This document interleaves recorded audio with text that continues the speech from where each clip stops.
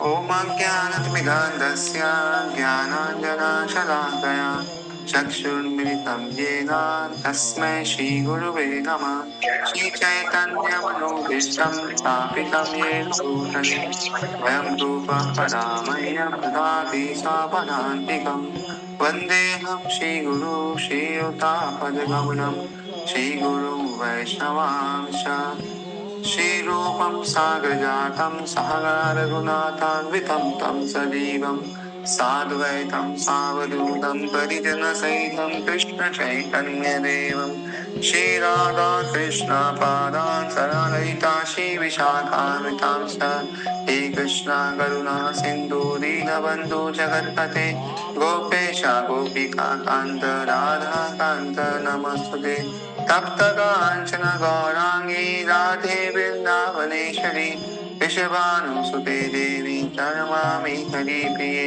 वाञ्छाकल्पतरुभ्यश्च कृपा सिन्धुभ्यैव च पतितानां पावनेभ्यो वैष्णवेभ्यो नमो नमः जय श्री कृष्ण चैतन्य प्रभु Nityanand Shri Advaita Gadadhar श्रीवासादि गौरभक्तवृन्द Hare Krishna, Krishna Krishna, Hare Hare, Hare Rama, Rama Rama, Hare Hare.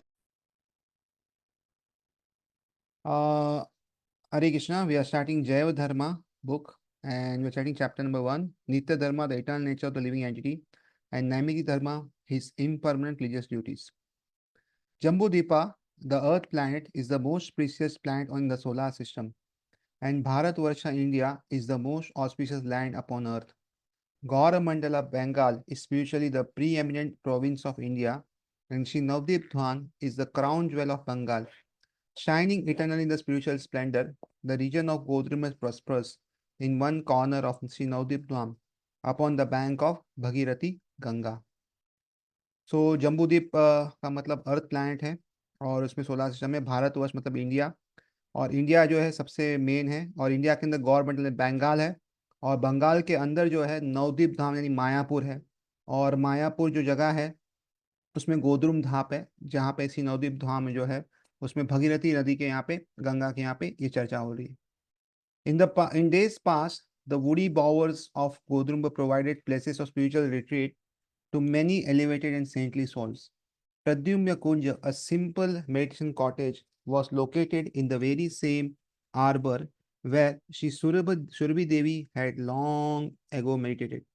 Worshipping Sri Gauranga Sundara within her heart, the present occupant of this cottage, Sri Premanand Paramahamsa Babaji, was receiving spiritual instructions from Sri Pradyumna Brahmachari, a Bhagavad Prasiddha, a Bhagavad Parishad, an eternal associate of Supreme Lord, and he was thus known as his Siksha Sishya, a disciple who receives instruction but not mantra initiation. Sri Premanand Paramahamsa Babaji was an erudite scholar. He mastered all the branches of philosophy and the various scriptures. He passed his days continuously chanting Harinam, the holy names in ecstasy. Babaji Maharaj had chosen Kodrum as his place of meditation with the knowledge that it is, according to spiritual criteria, an exact replica of Nandagrama in Braja. His daily routine comprised of chanting a minimum of 200,000 names of Krishna, that is 128 rounds, and humbly offering innumerable prostrate obeisance to all Vaishnavas. He sustained himself by madhukari, thus begging a little foodstuff at the homes of various cowherds until he had enough for the day, just as the bee takes a small amount of pollen from many flowers. So we are introducing the characters of this whole story. So we have here Pradyumna Brahmachari, who is a disciple of Chaitanya Mahaprabhu, and under him he has his disciple, that is Premanand Premadas Paramahamsa Babaji. So he is a Siksha disciple. After these daily chores, Sri Premdas Paramahamsa Babaji never wasted the remaining time in village prattle.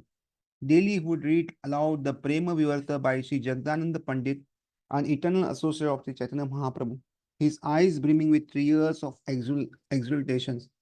On these occasions, the saintly devotees from the neighborhood cottages eagerly gathered around Sri Premadasa Paramhamsa Babaji to listen.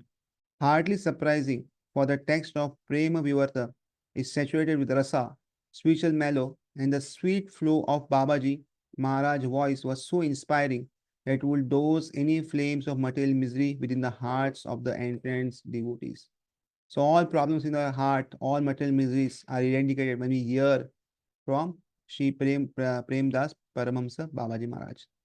One afternoon, after completing his prescribed number of rounds of chanting Harinam, Babaji Maharaj was seated in a small clearing in a wooden bower named Shri Madhvi Malti. Upon reciting the Prema Vivarta, he soon felt spiritual emotions stir within his heart. At that moment, a person of the renounced order, a sannyasi, approached him and fell flat before him in utter humility, remaining prostrate for a considerable length of time. Already deep in meditation, Babaji Maharaj was at first unaware of the sannyasi's presence. However, soon coming out of his meditation and seeing the sannyasi offering obeisances, Babaji Maharaj felt overcome with modesty, for he considered himself lower than the straw in the street. So Babaji Maharaj also fell down upon his hands and knees in front of sannyasi, crying out, "Oh my Sri Chaitanya, oh Nityananda, kindly be merciful to this fallen wretch." Then turning to the sannyasi, addressed him, "Sir, I am very low and without means. Why do you embarrass me so?" After touching the feet of Babaji Maharaj in avowed respect, the sannyasi stood up. Babaji Maharaj was quick to offer his guest a straw mat, upon which he sat in the assembly of Vaishnavas. Babaji Maharaj began to speak with a faltering voice, choked with devotional sentiments. "Dear sir, how may this fallen soul be of any service to you?" The sannyasi put down his kamandalu water pot and addressed Babaji Maharaj with folded hands. "Respected master, I am very unfortunate soul.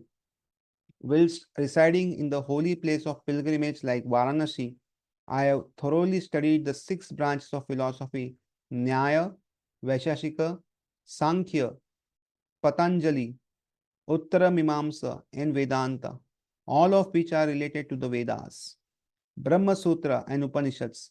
I have thus spent a good number of years in serious debate and contemplation upon the different conclusions of the scriptures. 12 years ago, I accepted initiation into sannyas order from Srila Sachidananda Saraswati. After my initiation, I traveled widely to all places of pilgrimage, always associating with other sannyas in the line of Sri Shankaracharya.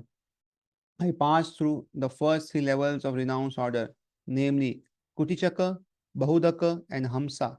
And some times ago, I attained the final stage of sannyasa, the Paramhamsa level. In Varanasi, I accepted the vow of silence and contemplated deeply the teachings of Sri Shankaracharya, who had compressed the essence of his philosophy into a number of statements from the Vedas, such as Aham Brahmasmi, I am Brahman, uh, Prajanam Brahma, Brahman is consciousness, and Tattvam Asi, you are that, calling them the Mahavakyas, great sayings of the Vedas. One day, when I was meditating, a Vaishnava saint passed by, loudly singing the glorious pastimes of Sri Hari. I opened my eyes and saw the hairs on on his body standing on end and tears cascading down his cheeks, soaking him. Rapturously he sang, "Shri Krishna Chaitanya, Prabhu Nityananda, Shri Krishna Chaitanya, Prabhu Nityananda." He danced with faltering steps, sometimes tripling and falling to the ground. The sight of him and the sound of his song stirred up such unknown emotions in me that I find it impossible to fully describe this experience to you. Certain deep feelings were touched within me. Nevertheless, desiring to maintain my position of respect as a Paramahamsa, I did not attempt to meet him. What a shame! Fee on my position of respect, a curse upon my luck from that time on. However, for some strange reason, my mind has become attracted to the lotus feet of Sri Chaitanya Mahaprabhu. Later, I anxiously searched for that Vaishnava saint, but without success. I clearly perceived that by seeing this Vaishnava saint and hearing his chanting of Krishna's name, I had experienced a pure joy that I had never felt before. an intense bliss I have never believed possible for a human being. After pondering upon this subject for a few days, I finally concluded the best thing for me was to take shelter at the feet of a Vaishnava. Therefore, I left Varanasi and went to Vrindavan Dhama. There I saw many Vaishnavas repeating the same names of Srila Rupa, Srila Sanatana, Srila Jiva Goswami, with deep feelings of separation and sorrow, absorbed in meditation upon the pastimes of Sri Radha Krishna. They also spoke of Sri Navdeep Dhama, going immediately into ecstasy, falling down to roll in the dust. My desire to see Navdeep increased greatly, and after first circulating the area of Vrajadhama, I started for Navdeep. A few days ago, I arrived here in Mayapur, and hearing your praises, I have come to find shelter at your lotus feet. Kindly bestow your mercy upon me and accept me as a servant, making my life worthwhile and complete. Babaji Maharaj, exhibiting great humility, took the straw between his teeth and then spoke with querying voice. My dear sir of renounced order, I am a useless soul. I have spoiled my life in trying only to fill my belly, get enough sleep, and in talk about trivialities. I have taken shelter of this land where Sri Krishna Chaitanya Mahaprabhu has performed his many pastimes, and now somehow or other I am passing my days. Unfortunately, I cannot perceive the true nature of spiritual love of Godhead. Krishna Prema, you are truly fortunate.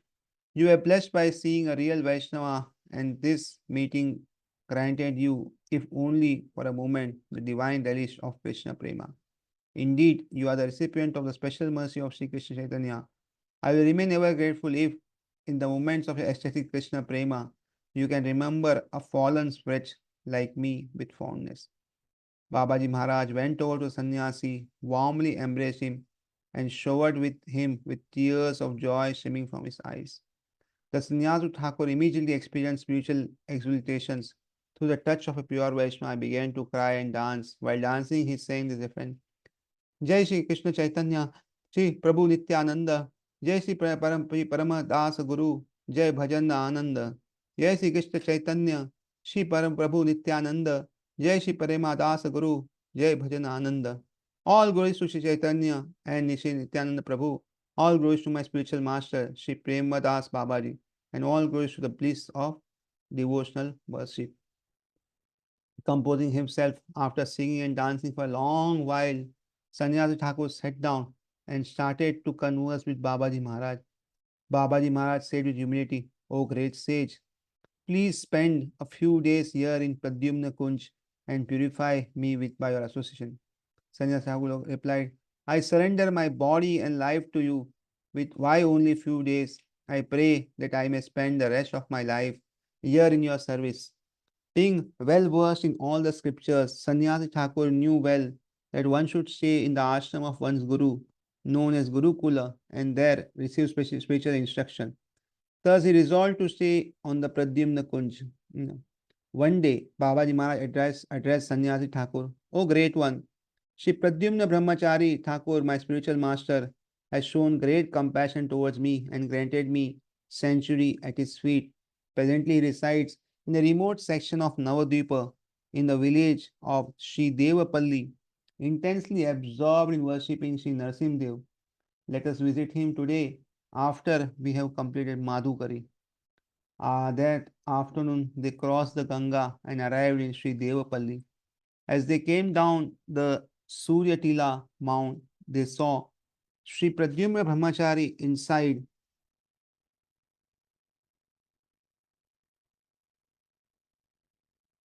the Nasimha temple, Sri Nasimha temple. While still at a distance, Babaji Maharaj offered obeisance to his guru, prostrating himself fully upon the ground.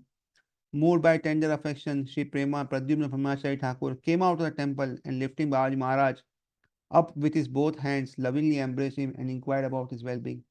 They sat down, they sat down and discussed the spiritual topics at length. Finally, Babaji Maharaj turned to Sannyasi Thakur and introduced him in detail to Pradyumna Brahmachari. Thakur, who then addressed him affectionately, My dear son, You have found the proper spiritual master. Just try to sincerely study the Prema Vyartha from the able Paramahamsa Baba Premadas Babaji. As stated in Chaitanya Chamritam Madhya Leela 8.128. He Vipra kya ki banyasi Shudra ke nanan. Yehi Krishna Tattva Veta Sei Guru hai. Whether one is a Brahmana, Sannyasi, or Shudra, regardless of what one is, one can become a spiritual master if one knows the science of Krishna. Following the example of his guru, Sannyasi Thakur offered prostrate obeisance to the Pradyumna Brahmachari Thakur, whom he now saw as his grand spiritual master Paramaguru. He humbly replied, Dear Master, you are a Parishad of the eternal association of Sri Chaitanya. Your compassionate glance can purify many thousands of sinners like me. So I beg for your kindness. Having previously never learned the rules of Vaishnava etiquette, Sannyasi Thakur keenly observed the enduring dealings between his Guru and the Param Guru. Realizing that this was the standard of behavior, he resolved to emulate it unreservedly. Babaji Maharaj and Sannyasi Thakur stayed for the Sandhya Aarti, evening worship, and afterwards returned to Godruma. The days passed quickly, and Sannyasi Thakur developed the desire to ask Babaji Maharaj certain philosophical questions. Except for the adoption of Vaishnava attire, Sannyasi Thakur had all the distinguishing features of a devotee. From his previous training, he had already developed the qualities of Sama, equanimity, Dhamma, sense control, and Brahmanishta, unwavering establishment of in all pervading non-dual absolute truth. Now, moreover, he was developing realization of his divine pastime of the Parama Brahma, the Supreme Personality of Godhead, Sri Krishna, and so concomitantly he was gradually developing true humility and meekness. One day at sunrise, Babaji Maharaj, his morning bath completed, sat in the calmness of the Sri Madhavi Malti Mandapa, grew and began to chant Harinam upon his mala, chanting beads made from the tulsi tree.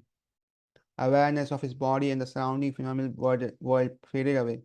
He was soon deep in meditation upon the Nishanta Leela, the dawn pastimes of Goloka Vrindavan.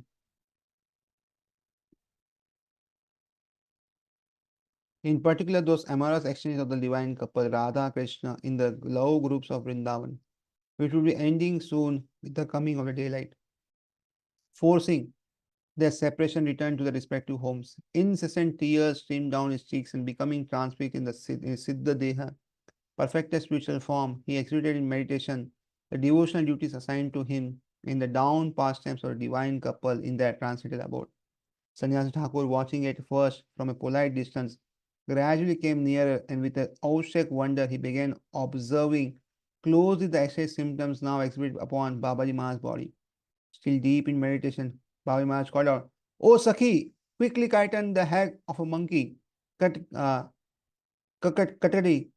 She will disturb the blissful sleep over the most Radhani and Govinda. If they awaken, Lalita Sakhi will be upset and surely chastise me. Look over there. Anand Bajari is signaling that we must do this.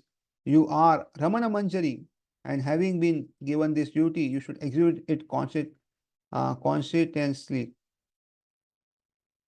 Conscientiously. After speaking these words, Babaji Maharaj fell down in an ecstatic swoon, realizing that the words were addressed to him. Sannyasi Thakur understood at that moment both his Siddha Deha, spiritual form, and the identity, and his specific devotional service. Thus, he began to ready himself for these new devotional assignments.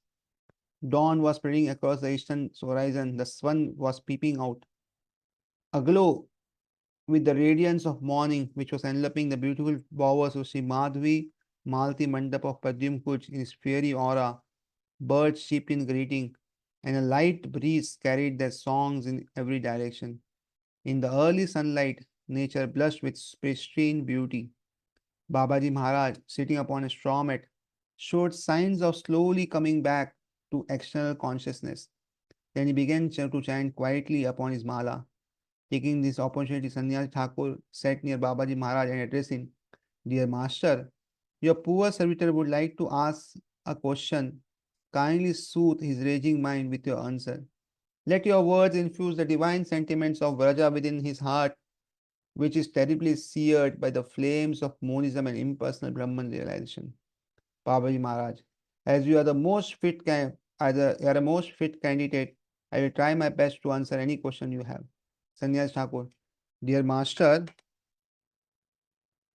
wherever I have seen, I have heard the Panditas expound the importance of dharma, religious duty, and in response, I have always inquired what dharma actually is in truth. However, the sad fact is that all answers I have received are varied and contradictory. Therefore, now from you, I would like to know what is the true dharma of mankind. Why does each of the different religious teachers preach this particular version of dharma as being the only true religion? If there actually is but one dharma, then why are the numerous religious leaders not in agreement and following that singular spiritual path? So the question is, what is real dharma of the jiva, and why different persons say that this is the original dharma, and why there is conflict between all of them, and why they say that their path or particular version of dharma is the only true religion, other is not. Babaji Maharaj quietly began his discussion while worshipping the lotus feet of Sri Chaitanya Mahaprabhu within his mind. O fortunate one, listen attentively as I explain to you man's true religion, his Nitya Dharma.